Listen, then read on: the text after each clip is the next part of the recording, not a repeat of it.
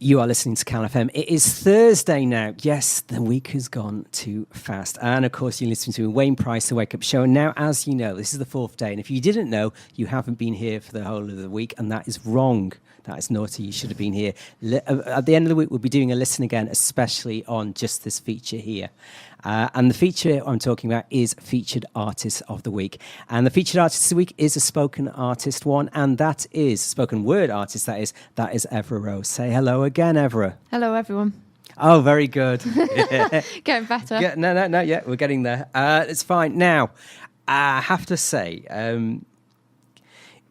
you obviously, you were at some point quite a shy person. Obviously, when you come on stage, you're just this amazing, explosive thing who just says what they think and everyone's dumbfounded. For those who haven't listened or heard or watched Evrah, she's one of the best Wrexham has to offer. And I mean that. I know it's all awkward, and it's now awkward, isn't it? It's like, oh no, you said this, but it's true. And you've certainly... since you came onto the scene in April, you've created a buzz about yourself. In fact, I was only just saying it earlier in the week to Pete. Now, I have to say, does this?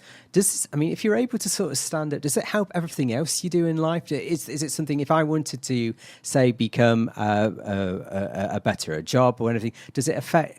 Is doing spoken word and performing help other parts of your life? Absolutely. I think it gives you that confidence, and when you're on stage, you get used to speaking to people, a lot of people at one time. Yeah. So when you go for, say, job interviews, you've always got that confidence to back you up. Just remember, it's not a room full of people, it's just that one person or maybe two people. And I think it does really build upon that for you. Yeah, it is. I find one of the things of speaking, I've always had a fear of speaking in front of a crowd. Yeah. And I find that what it is because I realise when I say a word to them, when I'm speaking in front of 30 or 40 people, I know for a fact that I'm conscious that they're looking at me and waiting on my next word. Yeah. Do you have that same sort of thing? And it's I find it actually really hard to relax. Yeah. And my words trip up here and I can't say a thing. Do you have anything like that, or is there or do you have a tip for me so I'll be able to get through it?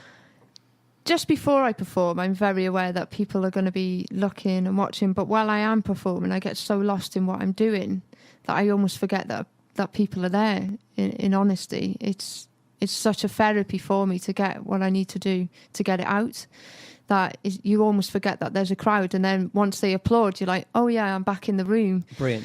So I mean, tip-wise, just always be yourself. Just convey your messages the way you want to convey them and care little about what people think, really. Okay, good. Now, Thursday, we have another one of your poems. We're spoken word. I can't think of a word. Do you say spoken word prose? Do you say spoken word talk? I'm not the word to say. Is it you say, or can you tell us, we're going to do some spoken word. Is there a purpose word I'm supposed to use? You can use spoken words, you can use poetry, you can use anything really. Well, we're going to play one now, and it's My Great Britain. So it seems like a daft question, but what is My Great Britain about? My Great Britain is just incorporating all the great that this country has. I saw after the attack in Manchester just the way that communities came together, the way that people bonded, excluding their differences to help one another, and I just thought that was really touching, so I just wanted to write a piece about that. All right. I have nothing to say. That's quite a... it's such a succinct way to say it. So thanks very much again. Thank you. Thanks again for letting us play your stuff. This is My Great Britain. Evrah Rose now. I have pride in this country. My Great Britain.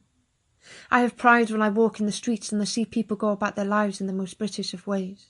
Struck by disaster, they don't stop on any given day to say that I give up. They keep calm and carry on, cup of tea in hand. I see our brothers and sisters of many skins just offering help in times of crisis. The demands of ISIS have got us crying again, but I see a lady from a corner shop offering blankets while our Sikhs, they hand out food parcels. Tattooists tattooing bumblebees for a charity fee as a way of showing solidarity. We have the British Red Cross, who supports us when we suffer a loss at any cost. Oh my gosh, what a country, what a thought to know that I am British. We gather in vigils and break out in singing oasis because we ain't finished.